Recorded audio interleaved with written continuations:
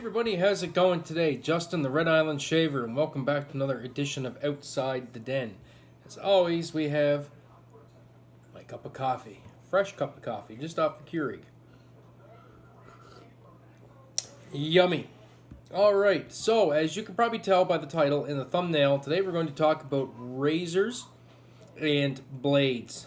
Not as much about the blades, more so about the razors. So, if you've seen the first video, why I wet shave, maybe that got your interest peaked and you started to look into wet shaving. Well, there's a lot to take in, a lot of nice shiny things to look at, a lot of decisions to make. So I will show you a few of my collection. This week we're going to talk about safety razors. So what is a safety razor? This is a safety razor. This is a Parker 99R. You can find this at many retailers. I will post a link down below to where I got this. In Canada, I got this at Fenderhin. So this is what is called a twist to open. So there's a knob down here, and helps you turn it the right direction. And you turn it, and voila, the doors open. Turn it the other way, and they close. So there is the slot for your blade. And you just plop your blade down in there, close the mechanism, close it tight, and boom, your razor is loaded and ready to go. I went with this when I started wet shaving because I didn't want to fiddle around with the blade so much, and with this basically all you have to do is just take the blade out of the wrapper, insert it, and away you go. This can be had, if I didn't mention, for $29 Canadian. I think it was 29, or maybe it was 30 some bucks or something around there. A good, really good entry-level razor. This one is quite heavy, and I think this one's around 100 grams. And the important thing about wet shaving is no pressure. You let the weight of the razor do the work instead of take the plastic cartridge razors and you into your face and you scrape a lot of force. With this, you just lay it on your face and you just drag with no pressure, and the blades will cut your hair, I promise. So if you want to step up a little bit, or you're interested in 3-piece razors, then I have a couple 3-piece here as well. So this is an Edwin Jagger DE89. See if you get that to focus. Barley handle. This is regarded as probably one of the best entry-level safety razors. It's a very mild yet very efficient razor. 50 bucks Canadian for one of these. It is a little more, but very well made. It is made out of Zammac though, which is kind of like a pot metal, so you want to be careful handling them. You don't want to drop it or you may break your threads. So basically 3-piece, it unscrews. There's your 1-piece, which is your handle or your barrel. And then the top cap comes away from the bottom plate. And then these are your 2 pieces. So to load this, you would just take a blade, holding it. I like to hold it by the edges, not the edge, but the middle of the blade, and just lay it in here. Take your base plate, make sure it is on right. They should only fit together one way perfectly. It is possible to put it on backwards or upside down, but if you do, it will not shave you. The safety bars will get in the way. So you just put it together when you have a blade in there.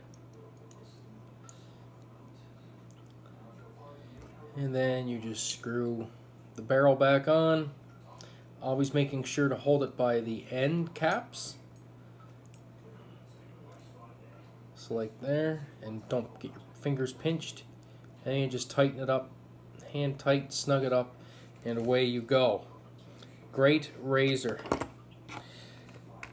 Jumping up a little bit more in expense, but one that I wanted to show because it's a best of both worlds.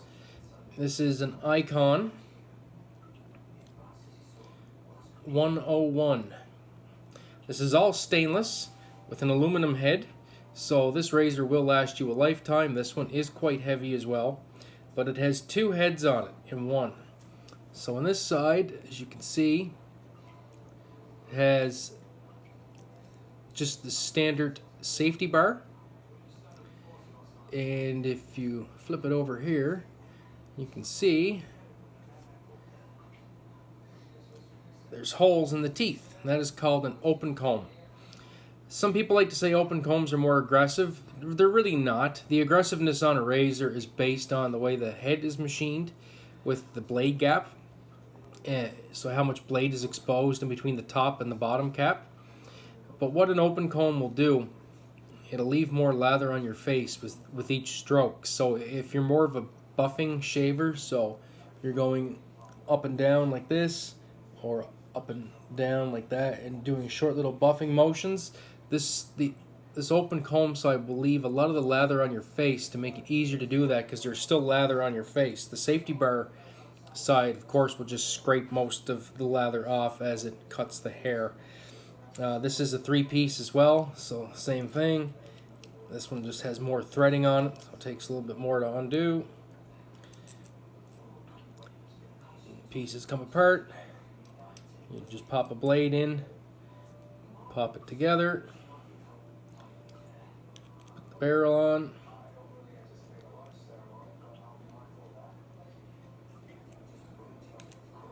Put the barrel on. Well, I'm trying to screw it in sideways. That's not going to work.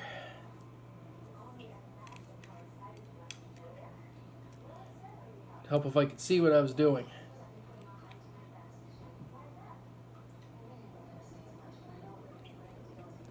There. And snug as a bug in a rug. Okay, so that's the dual head razor. A lot of different manufacturers make these now. You can get them for a little less money too. That's kind of more on the mid-price to high-end range. Now, there's also the so-called vintage razors, or not so-called, they are vintage razors or collectibles, what have you. You can find these on eBay, but you really want to be careful. It's something I don't know if I would dive right into right off the bat. If you're getting into this, I would spend a bit of time in the hobby, spend a bit of time in the groups, and keep your eye out, and go to local antique stores, yard sales, estate sales, and stuff like that. So what I have here is probably my favorite razor. This is a 1960 Gillette Fat Boy. These are usually fairly highly sought after in the groups as collectors. A lot of people, when they get right into the hobby, they start hearing about Fat Boys, and everybody's like, oh man, I have to have one. I had to have one, and I found one. I paid $100 US for this, I believe. I got this one replated.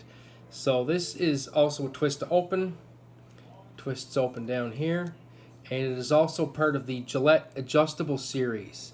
So as you can see up here, there is an adjustment knob, and you can see the spring there.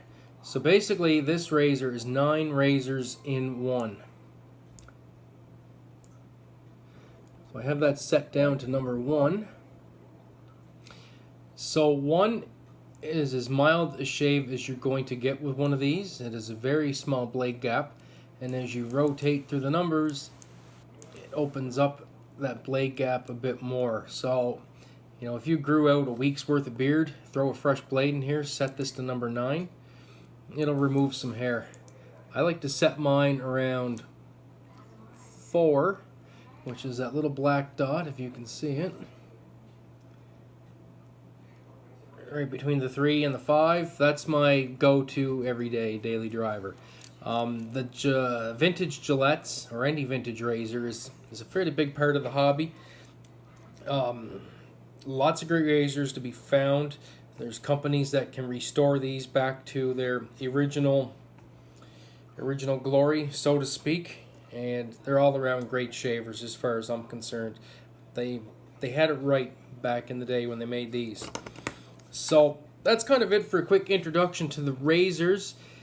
Like I said, the best way really is to get involved in some of the groups, do a bit of research online, and go check out some of the online stores. Like I said, I will link to a Canadian retailer down below, and then go from there and just make an informed decision. There's lots to choose from, And but like I said, getting involved in the Facebook groups, if you really want to get into this hobby, is going to be one of your best bets. And there's a lot of guys in there that are more than willing to help with any questions that you have, and they will help steer you down the right path in regards to your first razor, stuff like that. So we'll quickly talk about blades. So these are my personal favorites. Voskhod's, got these straight from Russia. These are a great all-around blade for me. So this is what's called what we call a tuck. So just a cardboard box. Let's see if I can open one up here. Open up an end. So basically there's just 5 blades in here.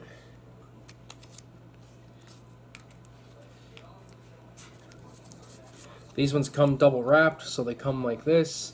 And then inside this cardboard, or this thick paper, I should say, is wax paper. And inside the wax paper is your blades. That's what a double-edged razor blade looks like. Just like the movies, nice and thin. You do want to make sure you hold it by these tabs on the end, or I always do, because this is a double-edged razor blade. Like the name says, double edge. Each side of this is sharp, so when it goes into a razor, I'm just gonna set this down. I'll just put it in I'll put it in the Fat Boy and the TTO. So when it goes in the razor, just drop it in. You can see it's sitting in there in the tray. Close it up. These Gillettes have what's called the quarter turn, which snugs the blade down. And then if that'll focus in, you can see the edge of the blade in that razor. So you use each side of these. You shave one side till it fills with hair and cream or soap. Flip it around. Use the other side. Rinse off. And repeat. And you will get one of the best shaves of your life. Guarantee it. Well, maybe not at first. There's a few more things to learn as we go through this little educational series. And once you get everything dialed in just great, then you will get the best shaves of your life. I guarantee it. So that's about all I have for today. That's just a little introduction to razors. Once again, I will reiterate, do a bit of education, a bit of research, and get involved in some of the Facebook groups. If you decide to purchase one of these when you order it or before you order it, get involved in Facebook. There's tons of wet shaving groups out there, and just start asking questions. Everybody would be more than happy to help. So hopefully you found this video helpful. Excuse me. Please leave a comment below if you have any questions. I think next week's video we are going to dive into the next thing you should probably have in the den, brushes. So that's it for today's video. Hope you all have a great evening. As always, friends, have a great day and even better shave, and we'll catch you on the weekend shave. Bye.